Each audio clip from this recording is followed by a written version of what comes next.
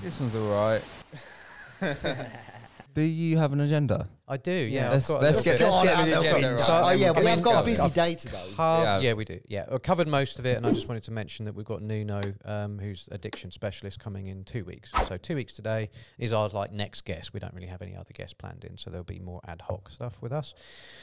The main thing I think, what I was going to propose as this episode is, and I'm conscious that you guys have got to rush off at the end, and I'm conscious of allowing time for this. And I've had a challenging week. I've had a difficult week, and I kind of wanted to kind of bring a bit of that. But last week that got resolved lovely, and I'm in a really good space. Yes, 2 days ago, something other happened, and again, I've processed it, and I'm in a good place. But I thought that might be a good subject for the podcast, which is suicide. Leading into that, I'm also aware that we're quite light and kind of fun at the minute, and I don't really want to destroy that either. But I wonder if there's some value in that.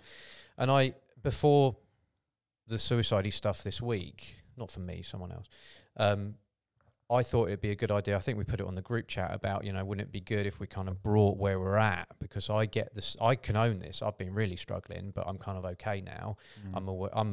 I've formed a belief that you're struggling with various things, that you're struggling with various things as well. And it could be good to get it out there. Now, there's something of an exposure attached to that. We're recording an episode. We've got partners. Some of us got partners, and whether you can be as authentic as you can be. I think it needs to be. It needs to come with a preface of, at any point in the podcast, or even at the end, where you think it shouldn't go out. If any one of us says that, then we won't put it out. End of. Right? Unless someone offers us loads of money, it's gone. I thought of the track for me would be starting to talk about suicide because it's most prevalent. I think that will lead into some, my own mental health and some of my own personal struggles, which is linked to last week, as a starting point. So possibly anybody else can bring in stuff, and we're talking therapies after all. Find some energy.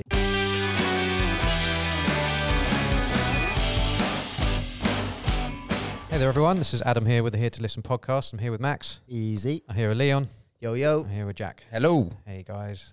Nice to have everyone back in the room. So those that have seen the podcast previously or listened to the podcast, we kind of like to keep it quite light and fluffy. And we do dip a little bit into some sort of deeper meaningfuls. But there's something that's kind of going on at the moment, I think probably linked to COVID.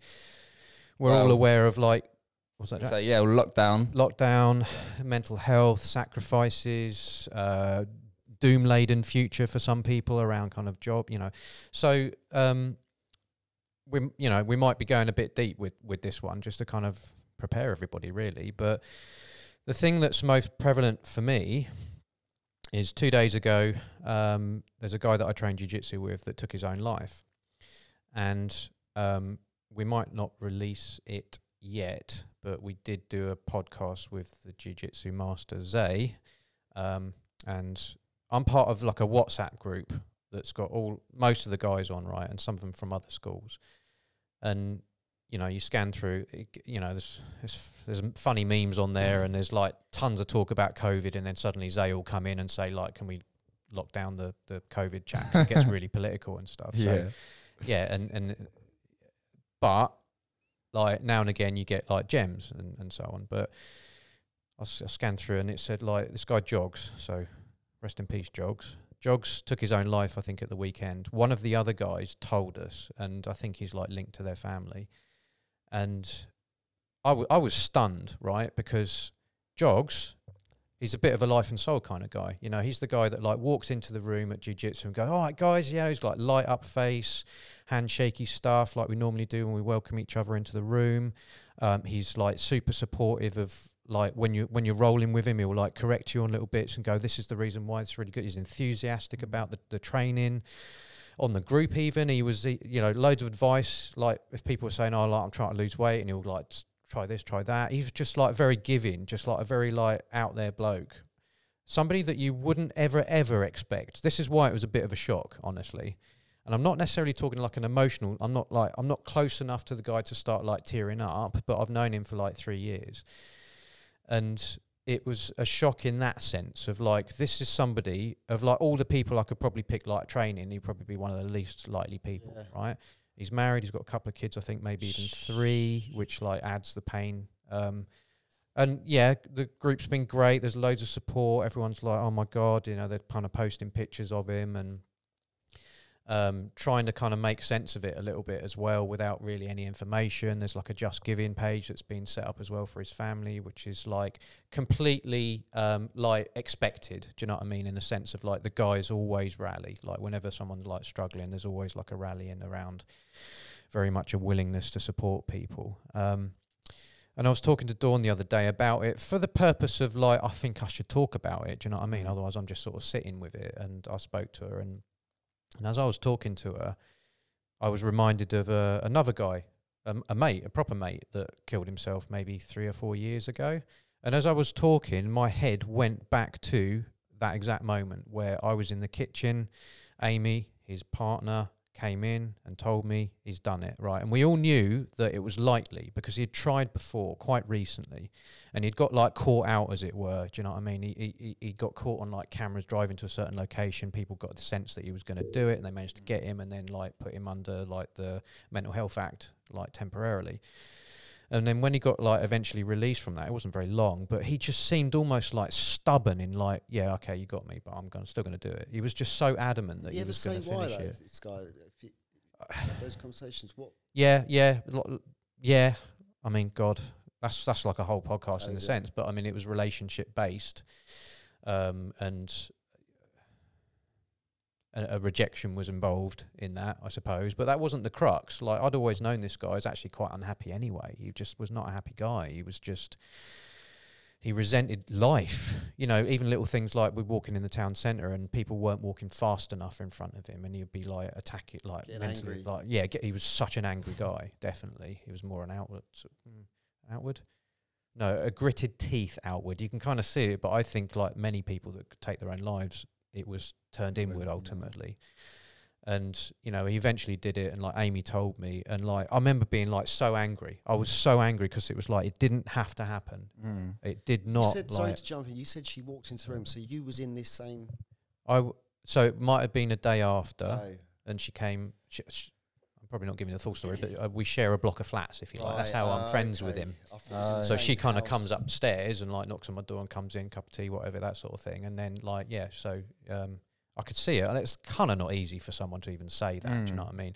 But the thing was, their relationship was somewhat over anyway. I felt like she'd essentially grieved a little bit before then about the sort of death of the relationship. And you know, she handled it, you know, brilliantly and did all she needed to do. And actually her life has been thriving since, which is a positive to come out of it. But so it reminded me of him. And then I've had somebody like probably when I was about 20 years old took his own life. So I now know 3 people that have taken their own life for various reasons. They're all blokes. I don't know if that's I think the statistic is more in males than it is in females for suicide.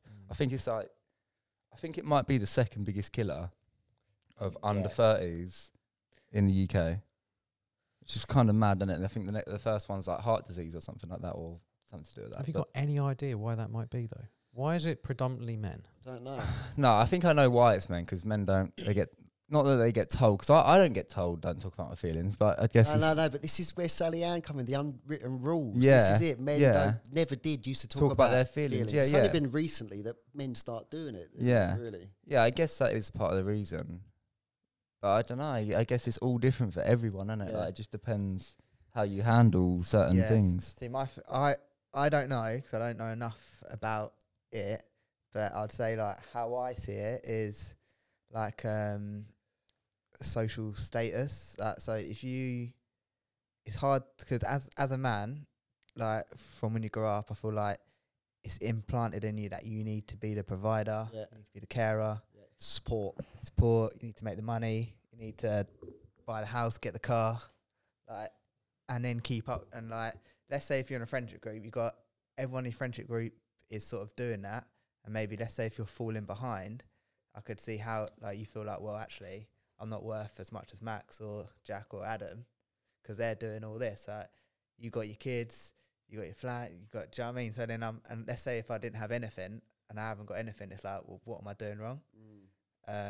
Or let's say if you was in a relationship, and let's just say, I don't know, if I was to say my life 10 years ago, you know, when you're younger, you think, oh, when I'm older, I'm going to have this, that. And then like that harsh reality like hits you and you're like, geez, I only make that much a month. Like I can't even afford to buy anything because you don't trust the process. You want to be, like, let's say you want to be at the finish goal by like 20, when actually you need to go through the whole process of building up and get like, you might not get there till you're like 30, 40 years old, but like the expectation of needing to be there at such a young age. And then also social media, you know, it's going to have to come in. It will. You can, like, you're automatically, the people that you follow, normally like celebrities, young, like people that have done successful stuff, and they're always showing their best life. At like 20 years old, you're comparing your life to someone that's like got lucky or had a lot of stuff handed down to them. There's always going to be young people that like make not a just load of that, cash because or whatever people anyway. don't see the beginning, because that person, even if they have got all the stuff that they want and they aspire to be, they didn't see the struggles that they went through to get to that point, because they've probably been rock bottom or failed multiple times. But we're just conditioned to want and get, and if we don't, then I suppose that but just because they've got all that, you don't know. Like they can kill themselves as well. Like loads of celebrities have got everything they could ever want. It doesn't come down to that at the end of the day. And I mean, I think it just comes down to your headspace and where you're at. It's your headspace, and your support. And not just that, but we can't even answer, because even if like, so you said 3 people that you know, I know two people that have taken their own lives, but we all know people, but they'll all be different reasons. You said something about rejection in a relationship. The guy that was that was the final thing, Max. But there's a lot. Well, that's what I'm saying. But the guy that I know that was Ben's mate, that was the final thing for him. It was his missus leaving him. He was at uni, young, everything going for him, all the support that he had at home, like a lovely house, all the wealth. He's got a lovely sort of mum and dad that was very supportive. Why did he do it? Like, but no one actually knows. Like, you could, his parents might know. There might have been a letter or something. There might have been something that happened to him as a child that hasn't been released. Like, I don't know. That's why I want to ask you a question. I haven't got this mindset now, but I very much used to have this mindset before getting into this work, and it was like selfish. Right? You're selfish, especially when there's kids and there's families and all the rest of it. Like, how could anyone do that? But then now I see it like you must have had to been really out of touch, or really down, rock bottom, or whatever, in a place of a state of mind that it is the only option. Like, what else could make you come to that conclusion that is the best result? Yeah, you know, like, I know what you mean by looking at it as selfish, because you're almost, any pain that you're feeling and you're unable to cope with, you're literally passing that on to your loved ones, like through doing through doing for like trying or committing suicide, I suppose. You're literally passing the pain down along. But then you don't know the story. Like, we all watch movies. There could be people that owe money because they didn't have the things that you're saying, Leon. They didn't have the things that their mates had, so they've started borrowing money or doing stuff that's got them into a line of work or into a problem that can't be solved in their eyes, because they're now in debt with this person, that person. They've got and like, if you've got a bad job or a job that doesn't pay well, let's, like, you're going in, you're getting shit all day. Let's say you're going to work, you get a load of grief from your manager all day, you go home, your relationship's bad, like, and then not only that, you can't afford to do anything because you're not making enough money to pay off your debts or whatnot. Like, it's obviously a process as well, I feel like. So it could, like, first, like, couple months, like, you're keeping your head above water, and then, like, next few months you're down here, and then it's like you're in a bigger and bigger hole. Then it's just like, but then it looks like the only way out. When you're saying that, I've literally, when I look at my finance, I have been, my head's just been above water. Like, if you imagine me, like, just breathing, but every now and then going down, not in a mental state way, but financially. Yeah. So I get good money, and like, I've got most of the things that I like and want, but I don't get spare money at the end of the month, say. Like, it goes on bills, it goes on this. It's very expensive, the cost of living for a family of 4 in the UK. But I've always been just about underwater or above water, but I've got the support. Do you put your worth on the money you make and the financial status that you're in, or do you put your worth as, like, who you are as a person? do, and And I think family and that stuff. can be, I don't know, but I feel like if you're like materialistically minded and no one's taught you to sort of have a bit of self-worth as a person, and that is your worth, you could almost feel worthless. Yeah, true. But then, see, I know what you mean. Yeah, I do know what you mean, because the thing is, I was very materialistic, like materialistic. Yeah, but we are when we are. We all are, yeah. It was only when I had kids and realised how expensive they were that I've started to look at life differently and thinking, I could spend 70 quid on that T-shirt or that jumper or whatever, or I can go and get 4 for 30 quid from Primani and use the money on something else.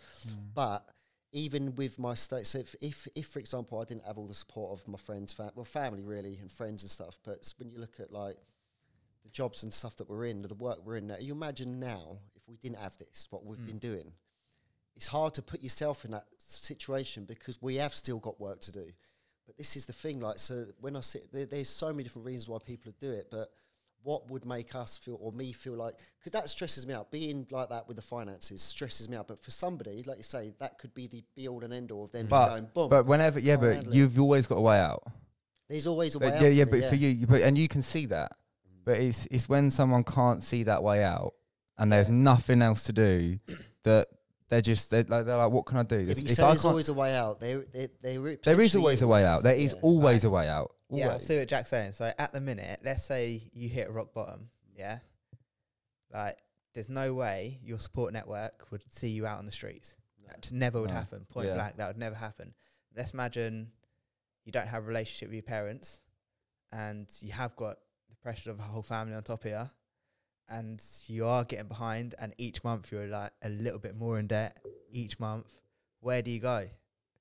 Yeah, that's what I mean. It comes down to support and stuff, but it's accessing that support as well, Max. Like Jack was saying, like there's always a way out, and there's always probably a support network. It's a question of whether you able to. But the support network I've got is not like a phone up a random stranger on a support line and go, I'm in trouble. I know that can work for people, but you're on about support. Mum, dad, family, brothers, sisters, colleagues, like that's what we used to, because a family of problem solvers, I might add. Basically, pretty much. And we're very, very fortunate to be involved with that. But there's people that have not got that and would rely, like when we give out those handouts at the end of a session.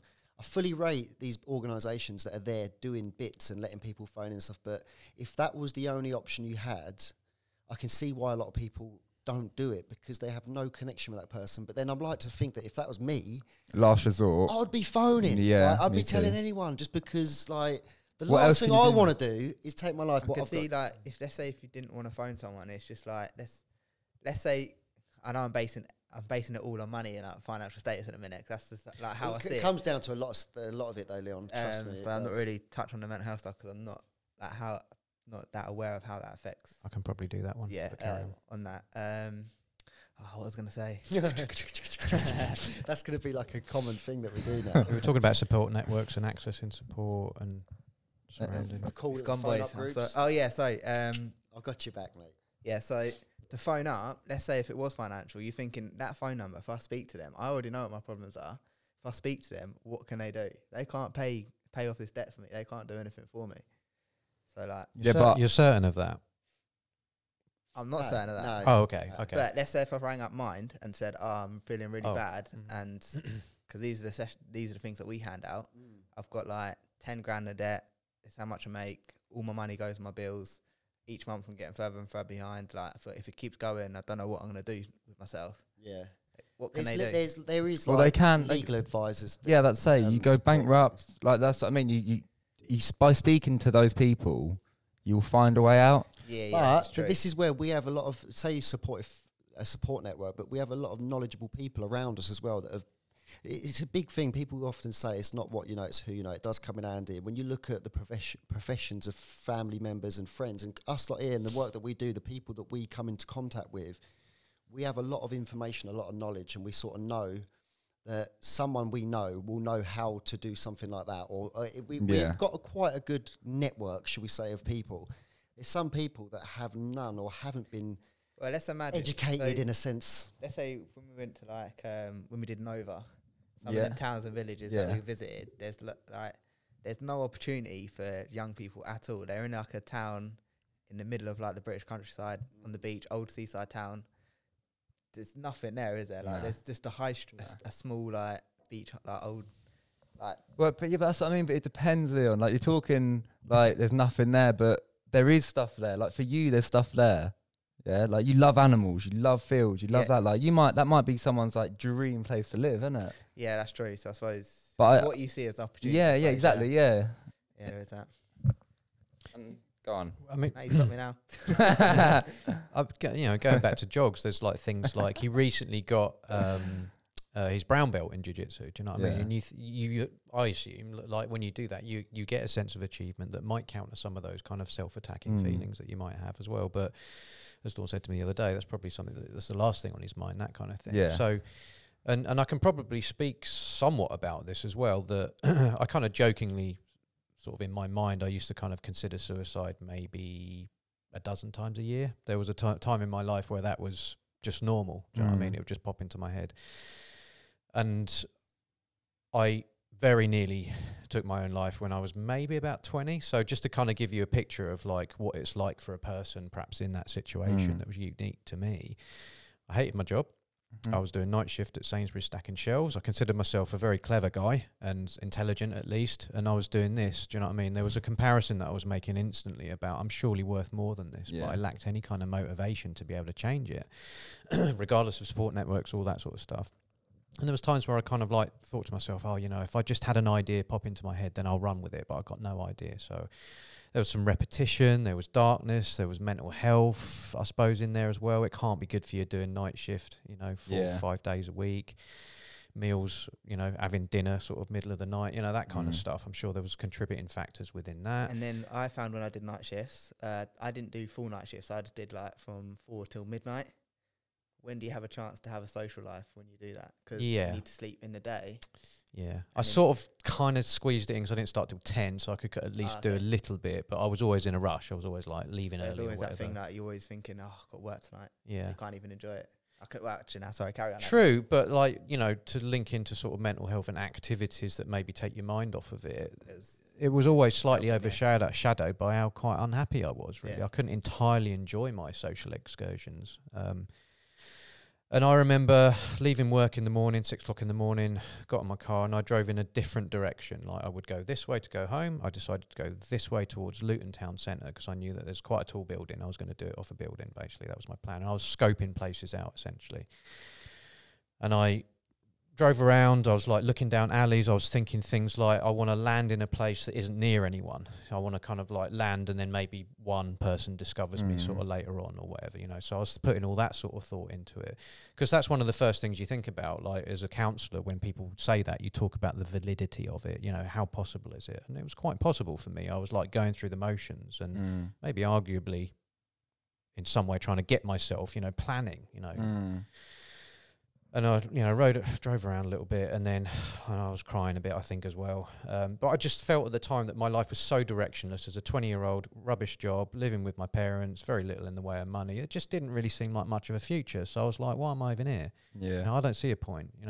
There's no way out at the minute. I've got no ideas about what I want to do in my life. No way out again. Yeah, that's how I felt at the time. That's how I feel like it is.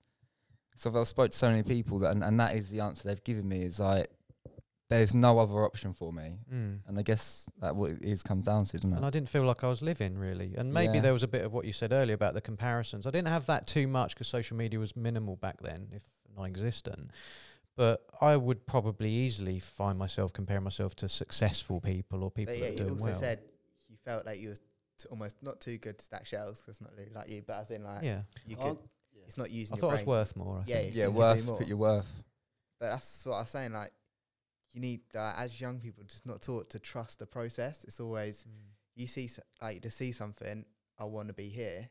Like, working in a supermarket and stuff like that, or building your experience. It's the journey. Is like, but it's, if you're not taught to enjoy that, like, even what we're doing now, like podding, this is the journey for us. Like, it's just, like, I feel like you just need to appreciate when you said that about the stacking, though, how many people do you know at school? Because I remember when we first left school, and this went on for about 3, maybe 4 years of leaving school.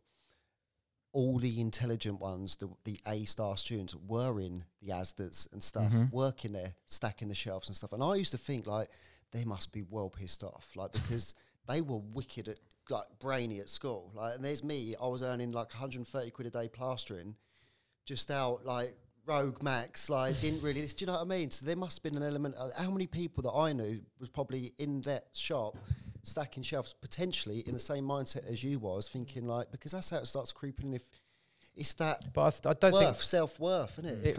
It sort of wasn't like all those reasons either. You know, when you think about how resourced you are as a human being, that I've talked on the podcast about, like, having low self-esteem and not feeling good enough. And, you know, if you start not feeling good enough, then you feel that is an added component to taking your own life, because you almost feel like not worth living in a way. It's not that I've done anything bad. You know, I can understand people wanting to top themselves if they've done something really awful, but it was just generally the relationship that I had with myself that was a contributing factor. And, you know, just to kind of finish the story off a little bit, I did turn right, and, you know, I went home and... Yeah, but what made you turn right? I felt, I mean, this was another thing. I felt I lacked courage, and that's another thing I can attack myself for. Do you know what I mean? But it might I didn't have the you. balls to do it. Yeah, but that was kind of my mindset at the time. And it probably paints a bit of a picture of someone who does attack themselves. It does. It's a historical thing for me all the time, which is why I felt a little bit like I'd crossed a line at that point, to the point where it always pops into my head when I'm struggling in life, particularly. But I've got way more of a support network now. Yeah. But just to bring a bit more of a positive to that is, it must have been within a couple of weeks, this idea popped into my head about training as a counsellor. Boom. It was, oh my God, I've got a direction. I know what I'm doing. So there's an argument for maybe you have to go to some of those dark places to find a way. Yeah. And I always said, like, just give me an idea. I don't know, I was telling Summit in my brain or whatever, but give me an idea. And I was like a greyhound in a trap. Do you know what I mean? And they go, I was like that. I was like heading into the careers office. I was finding out about, it was actually psychotherapy at the time, not peer counselling, but it was like, okay, found out about psychotherapy. It's a cross between a psychologist and a counsellor. Okay, cool. I'll do a psychology degree, and then I'll do a couple of 2-week counselling courses at the end, which I thought at the time that's how long it took 4 years. It takes ages. But yeah, it was like, I absolutely run with it, and I can't, you can probably see it in my face, but I can't get over how positive it felt. Yeah. And that I had a chance to live. It was an income. It was something I was passionate about. It was something that I knew I could do. Yeah. I felt good enough to do it, maybe, was part of that too. And you know, and the kind of path that sort of led on, you know, to the point where we're right now talking therapies, you know, with Hear2Listen. I mean, another difficult period was when we were starting Hear2Listen, where I felt like I can't do this, working with Dawn, who seemed to me capable of anything. Do you know what I mean? And there was some envy in there. There was some comparisons there as well. Maybe we kind of rubbed off a little bit on each other as well. I'm sure I got a lot of like coping skills as a result. And back in them days, it was before she really understood like the components of my autism as well. So she might have been quite harsh with me in my view, like, oh, why can't you do this or grow up? You know, there was a little bit of that, and I'm not going to blame her for that at all. It was just a level of understanding, because I was underdeveloped as an autistic person anyway, but also underdeveloped because I didn't really have much of a life, like for most of that, you know. So being able to get to the point, and it, you know, it pops into my head a little bit now and again, but only like, and this is going to sound really like basic, but some of the requirements of the work that I do, sometimes it pops into my head when I feel like a funding app or something. Like, oh my God, a 2 million funding app. Like, I'm immediately like in that space of, I can't do this. I'm not good enough. I don't have the skills.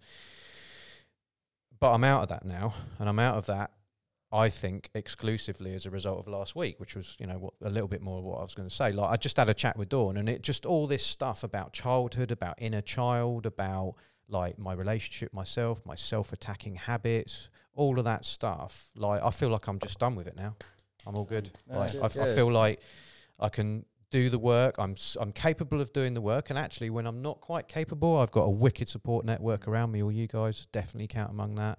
I've got like information that I can access. I could also say no, which I've never done. Yeah. If anyone's put any kind of pressure on me, I've tried to meet those expectations, and as a result felt lacking, and as a result attacked myself, and then got into that mind spiral of like started releasing those stress toxins and all the other nonsense into the body because of it. And that's what I mean. we are very fortunate in our paths and what we have, where our paths have led to. And this is what does, it's easy for us to say because we have got this, but there is still those people, like we say, that just ain't got that, or they haven't got that That's friend. the difference, and I think. I think it's I've- got to be the difference is has like to who be. you've got around you. Then I look at my brother's mate that took his own life, and it's like he had so many mates. But that's what I mean. But he said he was at uni. Was he staying at uni? yeah. So like that's Yeah, another true. thing, isn't it? Like That is away from isolation. home. Yeah. True. Yeah. Which So- might remove you from your support network, but why would someone need to support get that support? Because of probably something else. Yeah, that, yeah. you know, not Yeah, feeling but he good enough probably or feeling had- overwhelmed. He or- probably had that in his head, uh-huh. and then when he lost his support network, that was all that was left. Got you. So then, obviously, I don't know It's this just guy. it's just It could have been assumptions, anything. yeah, It could have it could be anything. I know someone. He's got 2 kids. Really happy guy. Like really happy guy. Tried to kill himself over the space of 2 weeks. He just went into like serious depression, and at the end of the 2 weeks, locked himself in a garage. Tried to kill himself from a car, and then a week later, he's perfectly fine. But that was down to medication they'd given him, like antidepressants, that would end up turning him the other way and made him even worse than he was. And he tried to kill himself, and it's just Just like, to jump in there, Jay. If he was Yeah. such a happy guy, why was he on antidepressants? oh, that's what I mean. So yeah, so he was a happy guy. Well, to us, Yeah, it seemed a surface happy level. guy. Yeah, surface level. sorry, like yeah, that to guy me. at jiu-jitsu. Yeah, the presenter. exactly that. Okay. So he seemed like a happy guy, but after taking this medication, do you know what? It might not have even been antidepressants. Might be telling a lie there. It was something to do. I'm pretty sure it was something to do with his mental health, like beta blockers or something. But they just had a really bad effect on him, and he ended up trying to kill himself. And then he come off them, and he was fine again. Mhm. So there could be so many different reasons. It could be anything, really. I don't know. I think it's never come into my mind, but I've never had in my mind anything to make me even consider it. But I think a lot of that may be pushed away. I've spoken to you before about my fear of dying when I was a kid, and that went up to like early teens and stuff. I still don't like talking about it. Do you know what I mean? But now I'm a bit more spiritual. Actually, like flying around the galaxy. You know what I mean? If that's what happens. But anyway, but that could have been why I never really went down that road. But when I look at the guy that was in my year when I was at middle school, and he was a lovely lad, like definitely a soft giant. He was huge, really, really tall. The geezer used to be able to jump 15 of us, crouched down on the floor on the playground. He done hurdles for us, long jump. But he was one of these kids that was never really in school. And I did find out that he was getting bullied. He got beat up by a couple of the local hooligans about 2 weeks before he'd done it. That could have been an element to why he jumped in front of the train. No one really knows. I remember being at Saxon Gate, a swimming pool. It hadn't been open long, and we was all sitting up there on our bikes or whatever, just chilling. And Sean's mum came up and told us, and it was like it didn't sink in, man. Like it didn't even feel real. But even now, it's like what at that age? Yeah, so I was made thinking him it's do so that? young. He had. I remember like How old was he, sorry? so middle school, Mason's age. It was year 8. It would have been Mason's age, wouldn't it? Literally Mason. Or it could have been. I It don't know. would It might have It been would real. feel like an unusually low age, I because suppose. it's hard to even like process that, and it like to think, well, I'm just going to kill myself. Like, it's obviously someone's told him to do it at that age. Like you don't just where pick else that would you? up. Yeah. Or again, I've always been a bit of a conspiracy head. I jumped in front of a train, got pushed in front of a train. Who knows? Like you don't know. Was there a letter? Like if I don't know the ins and outs, my mind's going to be jumping to all sorts of tricks. Or was there a scuffle? Because there was that lad a few years later, maybe 6 years later, he was in Dex's year, who jumped on the train track in Biggleswade. I know what you're talking about, yeah. Which was near Pizza Town. Oh, I There didn't was know that rumours guy, going actually. around that someone chucked him on there, like boom, over the bridge. Like, don't know, do you? Like, because I just don't know. I couldn't do it. Perhaps it is because of support network, but I think it does always come down to Well, if you're they've scared not of got no dying, one to speak to. Yeah. Not just that, but I've never had a reason, like I say, I've never had a Mm. reason to go. Chairs vibrating. Never had a reason to even consider it. I've been stressed. I've been down. I've often felt beaten, and like there is not a way out.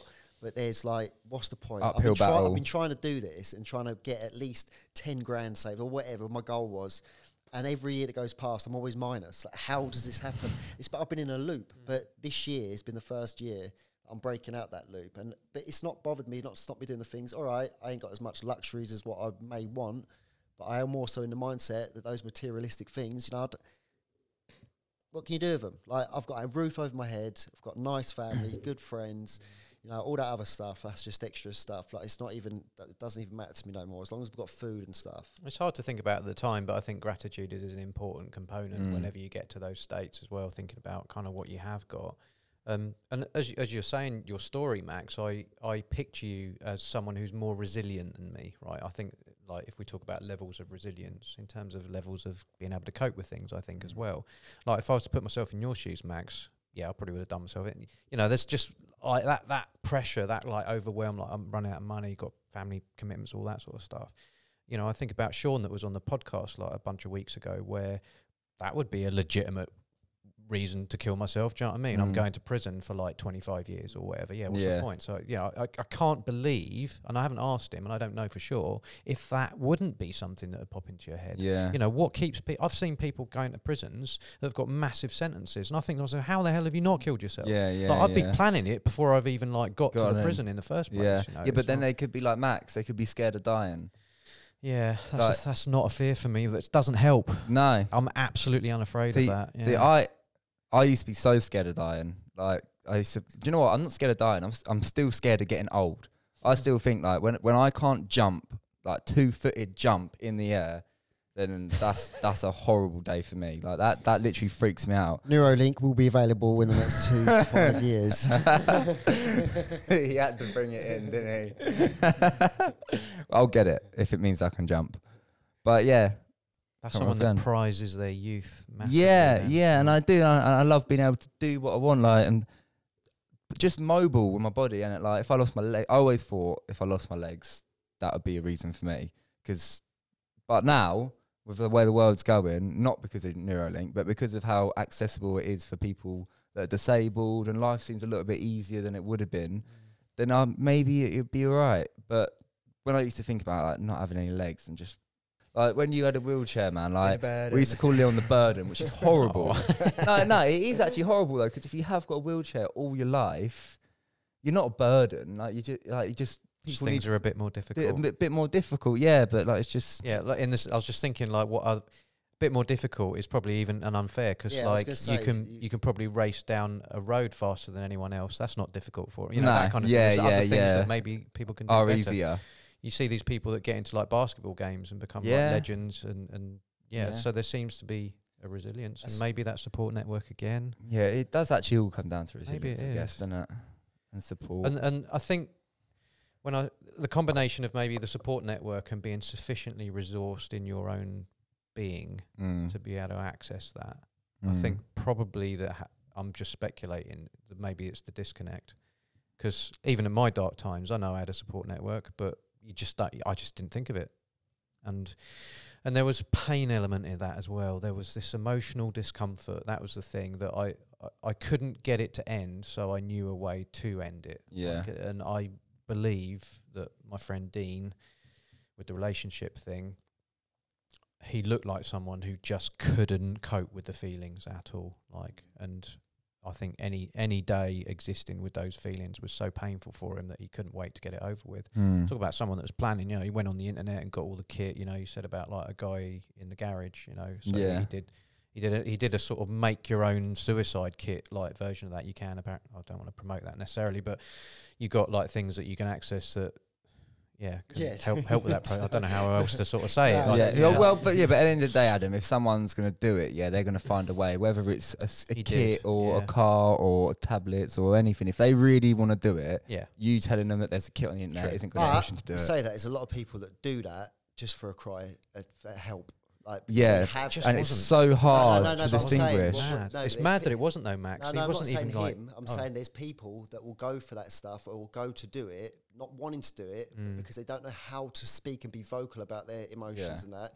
So instead, they'll take some pills, hoping to be found. Yeah. And actually, that ain't the way forward, because if you're not found, it's done. There's no second chance. It's like, but a lot of people do it, don't they? Like, was it legit or was it a cry for help? And whether or not it was or it wasn't, if anyone is listening, it's like, you know, I've got issues and I really want to, I can't see a way out. Like, that is not the way out. Like, the way out is to talk about it, say it out loud, anyone. Like, I'm still reminded of it, like, now and again, and in a sort of a sad but slightly positive way. Like, for example, Dean, like, he was super into Star Trek. So, like, when another Star Trek movie would come out, I'd be thinking he would have loved that. Yeah. That kind of thing. And I think what I think probably increased my resilience of taking my own life was thinking about, if I did, all the things that I'd be missing out on.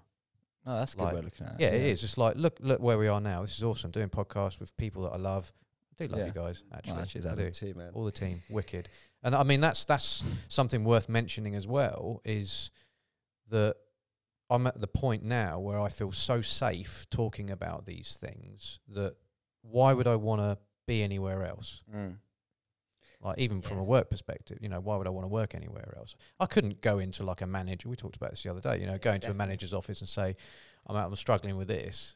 You know, what was the answer with that, Leon? It was like, hang on, wait, what was we talking so about? it was like if you say went into, like, you worked at like sales, yeah, if you went into sales or whatever and said, I've got this issue. So I'd be like, let's say for me, I just sort of didn't even say anything anyway, but there'd be other people that'd be going in there like, I'm having a bad day, and it'd be like, yeah, you've got to leave that at the door and come in. So like, it's like you got to compartmentalize like your sadness outside the door, and then you got to be this happy sales guy on the phone when you're in the office, which is That's what the such job bad practice, man. which is what the job required. And yeah, it will sort of just suck it up. So in a sense, and that's probably not unique to your company either, Yeah. that there are people in society that are being trained to Hide it. deny their feelings, right? Yeah. You know, we 100%. talked earlier about, I think on one of the other episodes, about those neural links that you make in your head through repetition. So when you start training yourself to do that, then that line gets thicker and thicker, and then it becomes instinct. That's because I like, we talked about this the other day, like, you know, like, I've got calluses on my hand at the minute. Why? Because I do kettlebells. My body has naturally built a resistance. I've had to put no thought into it whatsoever. Just through repetition, my body has reacted. So Dawn was speculating the other day, which I think is a really interesting point. It's about perhaps we do this emotionally. Perhaps we defend ourselves because of the sort of trauma or shock of certain events, and we build a little resistance to that, and then we start training ourselves through repetition if it comes up again. So using suicide, for example. So a mate committed suicide. Maybe back in the daylight, maybe I created a little resistance, and then the second guy did it, and I was a bit more able to cope with it, but I'd got sufficient resistance in the separation between the action and my feelings not to really deal with it. And then maybe not, you know, and I wonder if that's like an emotional thing that we do as human beings, where when we're traumatized by things, we survive and we help ourselves without any thought, putting in an extra layer. Maybe. And then the next time. Yeah, definitely. I agree with that. I feel like there's mileage in this, but I don't think I've quite sort of, or Dawn has quite sort of thought it out, but I've got something there. Yeah, I see what you're saying. About the repetition, about to the point like with the instinctual denying of your feelings, could that be a sort of a natural protection that we do that kind of puts things away so you can carry on being a family man or earning money or whatever? And Well, I was thinking back to when you were saying about leaving the emotions at the door. Like, when we come into this office, for example, like, we can talk about anything. We can go into the boss and to anyone and speak about this sort of stuff, and we get a lot of support from that.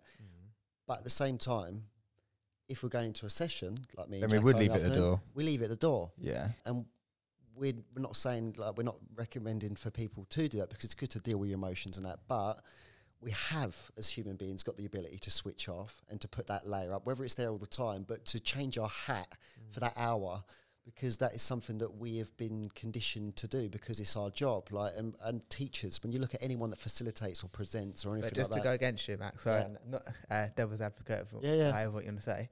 So in our job, like, let's say you're going to a session, although you might have to force a bit of positivity on if you was having a bad day, but ultimately you can be yourself. So, so you can draw from your own experiences, speak about yourself, you can crack a joke if you want, you can be yourself. Imagine they're saying, leave your emotions at the door, we want this version of you. This version of you might not even be your real. Yeah, but version you're on you. about telephone calls and that. Yeah, so but you've got a call centre. It could but it could be. Yeah, but it could be facilitated. I'm not. Say for example, we're about to go in now in an hour, right? And I'm in floods of tears right now, and it's like, obviously, I know for a fact you'd be like, Max, don't even worry about going in. I've got you. Yeah, 100%. So I know that again, straight away, there's a solution right here. So I don't even have to stress about it. But we're not at that point. But say there wasn't anyone there, I would shake it off. I'd go in. Yeah, but let's imagine even facilitating. Let's imagine you're facilitating I don't know, like my mate Nick, you know Nick, he's a window salesman. Like, that's not a passion, but to him, sales is a passion. But you got to go into a room and talk about windows and get excited about it, but you're not excited about windows. So how do you, like, at the minute we're talking about like emotion and stuff like that, they're things that we can connect to and easily talk about. You're talking about creating something artificial, really. Yeah. So like, if you're going in to talk about things that you don't care about day in, day out, and then you're feeling low, but you've got to still be that person. But you can't be that person when you're performing. I guess what you're saying is our job can cheer you up in a way. I'm saying in this job, if I go into a school, I'm still Leon in the school. Yeah. I'm not a version. But you wouldn't go in angry though. No, I wouldn't. But when is Leon angry? But yeah, I know. No, but what I'm saying is, but you wouldn't go. You would still change up. That you'd put them emotions on pause. You'd still be yourself. Yeah. You'd still have your jokes, and you'd still be able to be yourself. But if you was in a real bad mood, I think you're talking about extremes as well, Max, as well. Yeah. And I don't want to bring you out, Jack, but I know there was talk in the office about a time where you were struggling. In the office? Not to you, mate, about you. No, one of them ones. Gets around. Go on, go on. This office gets around. I don't know. Yeah, my mum's a bloody MD. There it is. Yeah. But you went in and did a session with Insia, and people, and she fed back saying she observed you bringing something of yourself into that session. Yeah. Is that okay? Yeah. If you want to say a bit more about that. But if we're talking about bringing yourself into group sessions, there's obviously there's extremes where you probably want to like tap out and go someone else. But is there a case for bringing bits of yourself in as well? Yeah, no, we all bring ourselves. I think that's why, blow my own trumpet. That's why we're so good because we do. We're like, when we go in there, they know that we're not being fake. They know we're not trying to get them to do stuff for no reason. Like we go in there, like the session that me and Max got today, we go in there and it's not like, sir, like, how you doing, sir? It's like, it's Jack and Max, isn't it? And we don't... It's Max and Jack, actually. No, it's not. It's Jack and Max. No, but we don't... Like, I think we were talking about the other day, we don't demand respect. We don't come in like we own the place or... I don't know. Deja vu for me right now, because that's what I just edited on the last pod. This conversation, it was basically... Oh, was it? How we go into sessions. Oh, yeah, it was. Yeah. So, like... Wasn't the subject anxiety? Yeah, it was anxiety. So we talked about... I think this has come up in the pod before. We talked about when I froze on stage, and I thought I always bring that in now. Max he threw me under the bus the first time we done it. He was like, "Oh well, Jack knows a bit about anxiety and like the fight or flight and all that." So he brought it in, and it's actually a really good story to relate to them, and especially when they see me presenting, because I've been presenting for like 25 minutes. And then I tell him a story about how 3 years ago I froze on stage in front of everyone and like said the same thing over and over, and then had to go back and then try and do it again. And then I finally got it out and done the graduation. And then 3 years later, I'm still doing presentation skills. It's almost just to say to him, look, you can mess up to the worst point where you've done it completely wrong. Like it can't go any worse, but you can still do it afterwards. And that was sort of the end of the point of the story, wasn't it? At the end of on the last pod, Leon comes in and said, similar sort of story when you first done your presenting at Hear2Listen, you were sweating, shaking stuff, but now after experiencing that, you know that your personality will shine through and you're authentic with your delivery, like we all are. We like on the last pod as well, which you lot have already seen. Because you're loyal fans and you've definitely seen this on before. Crossing paths, but people know that and they sense it. So you can mess up, and they know that we're real people. Like it's just this. I think that shines through, not on all that we do, sort of thing. And learn from that. But even from that, so when you did that talk, whatever, and you messed up like 4 or 5 times, like in your mind, your expectation. Not 4 or 5. Why did put a number on it? Like, the expectation you had was, I'm gonna go in there and I want to be this person, and then you weren't. So then like you kept tripping up. So it's almost. Yeah, same as what I was saying a minute ago. Yeah, literally, yeah. But I think that like the valuable part of like the repetition, it sounds like you can now tell that story with fairly comfortably, by the sound of it, whereas that might not have been comfortable kind of early. Do you know what? It actually was like what Leon said to me before. He's like, no, like, I'm actually quite a cynical person. So if something bad happens, I can't help but laugh. I feel like laughing is just my natural reaction. Something horrible could happen to me and I'll laugh it because it just happens. My network that you're talking about, the neuro thing, Oh, yeah. That is about that thick with things that happen to me. You just go straight to laughter. Oh. Right? So I just laugh at anything. But when that finished, they all come up to me, like all the It's team like a leaders. celebrity, weren't you? Yeah, well, sort of for Like team a leaders. celebrity, weren't you? Yeah, well, sort of for about 30 seconds. They all come up to me and just like, "Oh, Jack, you smashed it!" Like respect, like handshakes and all that. And afterwards, I was like, "Do you know what? Leon's right. Like they want me to do well when they're sitting up there. They're not going, oh look, he's gonna mess up. He's gonna mess up." They're like, There's a couple of people that might have. yeah, and that's me in the crowd, and I understand their point of view because it's quite funny to see someone mess up. Like, I get it, but everyone is out there to see you do well, mostly, Yeah, see, like that's our line and of you've got to work. look at it like Now that. imagine you're doing that and you're presenting something completely dead and you're messing up, and then half the people that are there, Don't even care. they're not even passionate about what you're talking Yeah, about. yeah, that'd annoy me. So I'd be like, why am I even talking to you? That Don't would- care, and I don't care, That would grind you and down. I'm and I'm sad. Why am I even doing it? No, I get that. Yeah, that would be degrading. Mm. That's couldn't what a do lot of that. people say. Like, people get stuck in ruts, don't they? You imagine being in one of those jobs. Like, I've never, to be fair, the only job that I've ever been in that's made me really feel like I need to get out. There was a passion to get out, and that was plastering. Not because I hated the job. I really loved walking into a room that was back to brick at some points and cracks all over the place, and or fresh board, and going there making it look like a room. Like, I really liked turning that room into a new room and stuff. Loved that, but it weren't for me. And I started to feel, I think the last 2-3 years of my plastering career, I knew I wanted to get out. So I was just thinking, planning, trying new things. I started a printing business. I've done this, that, the other. Struggling. But I made those steps to get out. And I think if I didn't have the elders... Yeah, well, you think though, like making a printing business, think of the resilience that taught you. Like, fair enough, you're not printing loads of stuff now, but think of the lessons you learned from that. The problems that you've solved. Don't print copyright material. Or buy baby grows in mass. Shush, they're going, mate. I've sold all of them. Before the 16th of December 2020, they'll all be gone. And the large percentage is going to be handed over to Kev. Papa Kev, and I'm going to go, there you go, Don. I told you it was coming. Actually? I'm We're going to end up at the land. I've been painting it into the universe for the last 2 weeks, and So it's happening. what's happened then? I'm telling you. Tell me I after don't the even pod. know yet. Because, oh, it ain't sold. He's They're burning selling, them. man. No, they're He's going. doing a They're big going. bonfire. They're going. They're Charging going. £2 a I ticket. made a contract to myself. They're going, mate. Going, even if I buy them.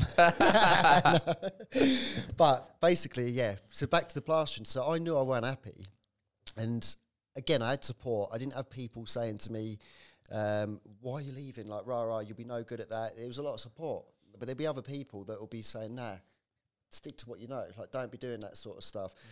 I also had the elders, me stepdad, me uncle, my older brother, my other uncle, my dad, all in the building trade, all been telling me they're getting out, especially Ken. 30 years, like, he's like, I'm getting out next year, getting out, and his back's done. And so I had a lot of visual sort of aid to help me and go, I don't want to be like that. I don't want bits, but also, if I didn't have the support, I definitely wouldn't have been able to make it, because the time when I did jump ship and I was mixing the printing and the plastering together to try and sort of break away from the plastering, I couldn't do it because the printing weren't paying as much as the plastering. So I was doing like 3 days plastering, 2 days printing. So I was sort of juggling. That could have been enough when I had the landlord breathing down my neck for the rent on the premises for the print shop, jobs that I couldn't get to. Again, I could have been in that frame of mind. It could have happened to someone else, and that could have been enough to do them in. Yeah, But it comes back down to that support and being people they stuck, like you were momentarily stuck, like what way do it, and you kind of access like lots. Ultimately, it's going to be your decision that you make. But I think that's kind of why counselling is so valuable. Is like we've always said in counselling that the reason people come to counselling is because they're stuck. They're stuck with something, be it relationships or jobs or self-esteem or whatever. They're just kind of stuck, and what you try to do with talking therapies is kind of help them out of that state of being stuck, at least find some direction.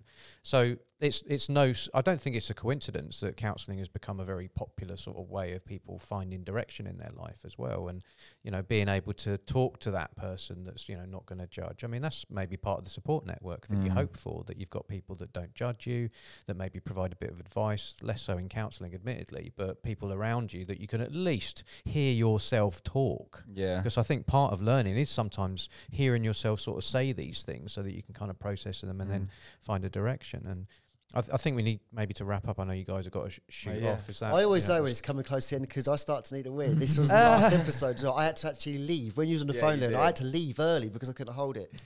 But I want to give you guys like enough time as cool. well. But you just said something about the counselling, the need for counselling. You asked Mum, I quote, this was me that said this when I was about 13 years old, when I must have been about 12, 13, when you used to pop round and you was doing your college course, counselling, you and Mum. I'd come home from school, sit on the sofa, and they'd be designing a post. I'd get involved. I had to type up Mum's college work, so Mum couldn't use a computer. So I'd get back, she'd handwrite all this college work, and I'd be sitting there 13, 14 years old. I think I was actually suspended at the time. But I'd sit there and I'd just write up her coursework.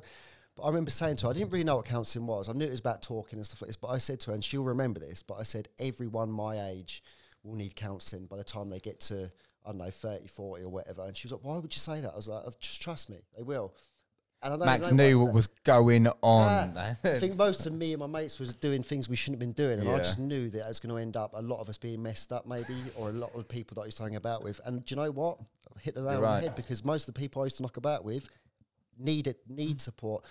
I wanted to just bring up like a potential guest. I do want to get on, because he'd be awesome. he's man. someone I'm worried about at the moment, just because isolation, secluded, wheelchair bound. I think he'd be a great guest as well. He would be awesome. He'd be a great guest. Yeah.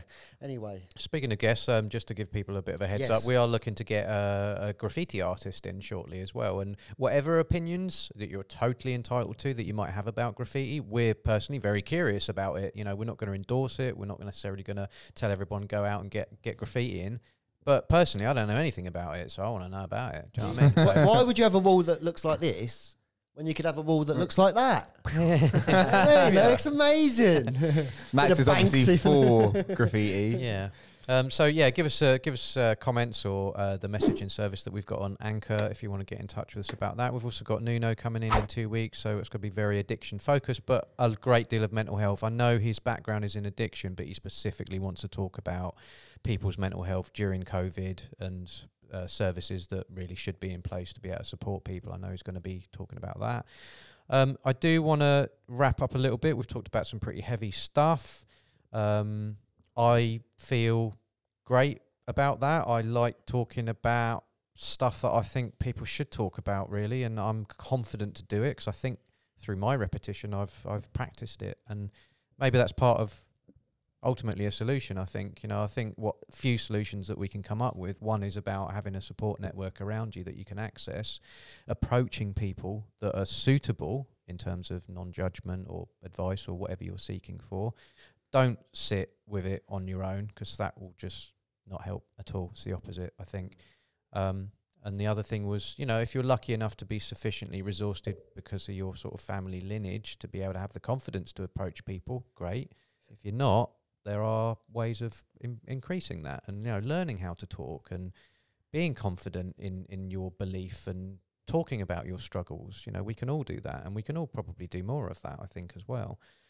So, and please get in touch. If there's any of this has kind of touched a nerve with you and you want to talk to us, Here to Listen, go to the website, heretolisten.org.uk, leave us messages, emails, whatever you want to do, comments in the YouTube. That's it, questions, anything. Use us, there might be some questions raised from some of the stuff that you've been discussing or whatever, any queries, questions, or potential discussions for next episodes. It could be anything. I just wanted to check out you guys as well. How are you guys with this? Busting for a wee. Busting for a wee. Yeah, I'm all good. It's good. Right. Yeah, I I'm think good. it's good. Thanks for sharing your story, Adam. Yeah, Really. That's good. I think, again, I've said this a few times, definitely revisit this sort of topic, especially if we get some engagement, some comments back, because especially now, I know I said it when I was 13, that everyone will need counselling, that was my age, but with what we're going through, as I said it the last current time, times, man. The current times, man, when you look at what's happening, if never before was needed, talking is needed, communicating. I'm not even going to say counselling.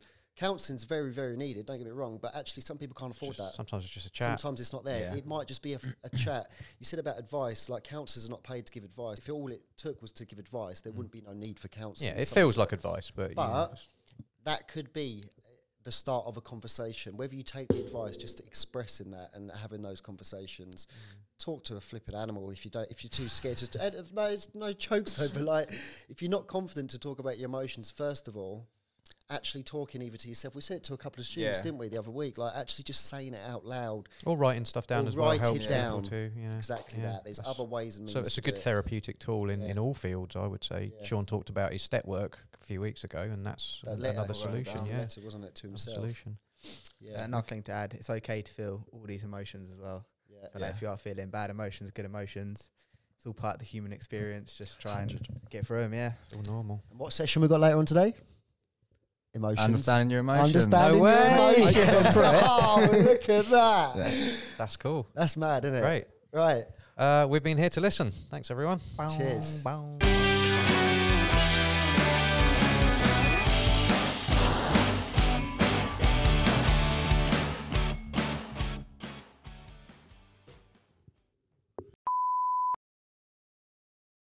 That was nice, guys.